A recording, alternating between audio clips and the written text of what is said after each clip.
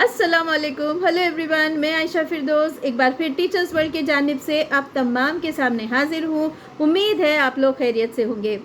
आज की इस वीडियो में मैं बहुत ही छोटे मोटे से प्रॉप्स लेकर आई हूँ और आपको रिफ्लेक्ट करना है कि ये प्रॉप्स मैं किस नज़रिए से सवाल पूछ रही हूँ और एक टीचर को ये चीज़ों की क्या ज़रूरत है। आप वीडियो को पॉज करिए, थोड़ा सा सोचिए और कमेंट सेक्शन में ज़रूर जवाब दीजिए। Okay, it's going to get interesting. Let's get started. If you haven't hit the subscribe button till now, I request you to like, share, comment and subscribe to my channel and press the bell icon so that you get notified whenever I post a new video. ठीक है, तो चलिए शुरू करते हैं। तो मैं कह रही थी कि हर टीचर के पास एक चश्मा होना चाहिए, एक चश्मा जो कि imaginary. I know that many of us do have vision problems and we wear glasses, that is spectacles, but here my question is teacher को जो है एक इमेजिनरी चश्मे का नज़रिया रखना चाहिए। So what am I referring to, okay, and that too उस चश्मे में आप अलग अलग लेंस डालने की फैसिलिटी, ओके, जिससे कि कुछ हासिल होगा टीचिंग में। What is that? Okay, so every teacher needs to wear imaginary glasses of that has different lenses in it. So what am I referring to? What is the purpose and why am I saying this? सवाल clear है? आप video pause करिए, सोचिए and can get back to my video. Secondly, I'm also saying that a teacher needs to have this. What is this called? छन्नी, sieve, okay? तो एक teacher के पास एक छन्नी भी होना चाहिए। You must be wondering why is Aisha ma'am talking about these things? Why does a teacher needs to have imaginary glasses with different lenses and a sieve? What is the purpose? Why is she referring to these props? Let me come to the point. Are we ready? Good to go? First thing, when I say that teachers should have glasses, the purpose behind is a teacher is aware that one size doesn't fit all. No child is same, okay?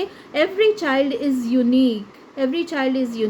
So a teacher needs to wear glasses, imaginary glasses, that helps her to understand that every child is different,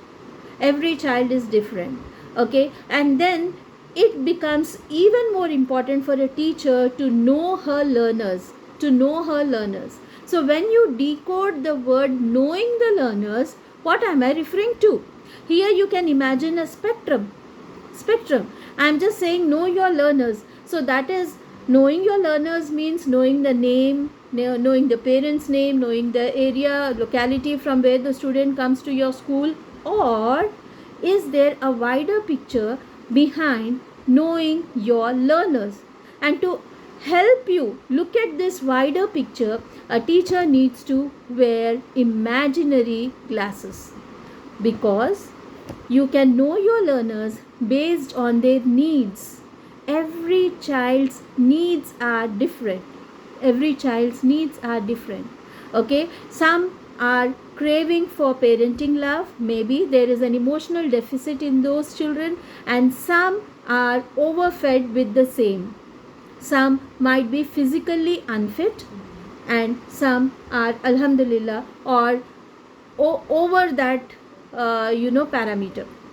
Similarly, there might be some needs of the child that are unaddressed or over attended to. So when a teacher wears this lens of looking at the children based on their needs, okay, the second point, knowing your learners based on their cognitive levels, right? Every child is not at the same level of learning and cognition. This reminds us of Bloom's taxonomy as well.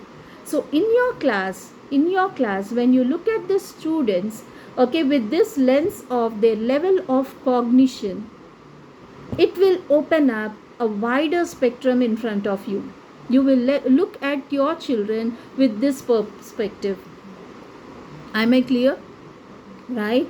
So there might be students who are just being pushed to other levels, okay, and you don't know what is their entry level at a particular class, what is their minimum level of learning, or do they fall into basic learners or intermediate learners, advanced learners, enriched learners, and how will you cater to these levels of cognition. So hence a teacher needs to wear a lens that helps you look at different levels of cognition.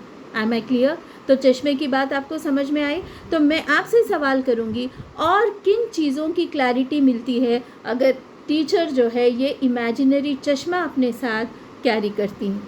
ठीक है, आप जवाब दीजिए and then we'll take forward this discussion. Coming to, well, the next thing is knowing your learners by their learning preferences. You can also say like learning styles. More than style, it is a preference. As you all know that there are visual learners, there are auditory learners, there are kinesthetic learners, there are reading writing learners. This is knowing the learners by preferences. When I tell you this, I want you to look at your children with this lens of knowing the learner by their preferences. That will help you explain the child in the way he prefers to learn, at the same time to assess the child in the way he prefers to learn. It makes our work easy and it helps us plan different teaching learning materials that match their learning preferences. Am I clear? The fourth perspective is knowing your learners by their intelligences. Well, every child is intelligent, okay, in his own you can say domain. Maybe the child understands the language better, he might be linguistically intelligent, he might be logically intelligent, he might be existentially intelligent, or he might be naturalistically intelligent, and many more. Kinesthetic. Okay, so when you again look at your children, when you have looked upon their needs, their cognitive levels, their learning styles, learning preferences, now based on their intelligence, that is the reason you need to wear these glasses with different lens before you put them into similar boxes of learning and cut their creativity and adjust your own thinking to fit those boxes, giving them no chance to explore, okay, leaving us with no what you can say, no idea, leaving us with no what you can say, coming up with any opportunity to help them come, okay, bloom. That's the reason you need to carry these imaginary glasses with different lenses.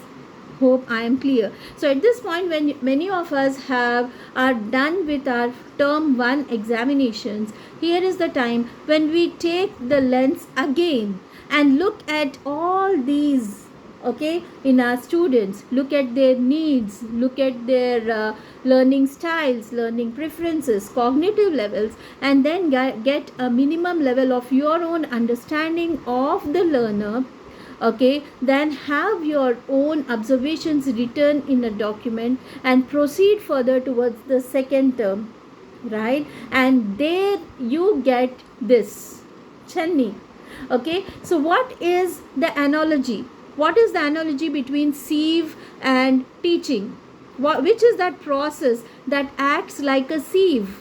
Let me listen to these responses in the chat box. The sieve refers to the examination or the testing process. Okay, once you have observed the children using this lens, okay, throughout, and you have prepared them, you have explained them everything based on these, okay, styles, needs, and all these things. Now they have appeared, they got ready for the examination, and the process of examination is somewhere similar to the sieve. So what is the purpose? What is the purpose? Many children or some children get through, some children couldn't pass through that sieve. What are you going to do with those children who are unable to pass through the sieve? Okay, they are unable to get, so that is the residue. What are you doing? Are you going to throw them, or are you going to mark them as permanent failures? Okay, like they are going to accept their failure over years, and when they are completed their 10th class, okay, they get out of the school without any achievement?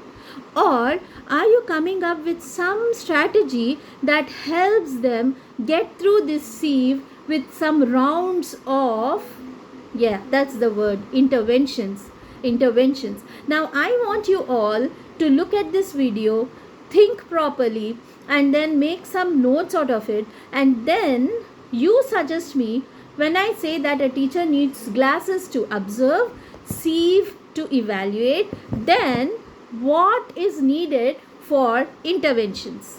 That's the question to you. Hope you understood the purpose behind these props, and the meaning I wanted to convey it is clear to you. So next time when you get into your classes, be sure you have your specs, imaginary specs, you have your sieve, and also something that you are going to tell me before you enter the class, right? Obviously you make the right intention, you keep you plan your lessons, you keep your TLMs ready, and you enjoy your class instead of draining out in your classes. Yes, so jazakallahu khair, thanks for watching, and I want you to come up with that word or that prop that suits intervention. Jazakallah khair.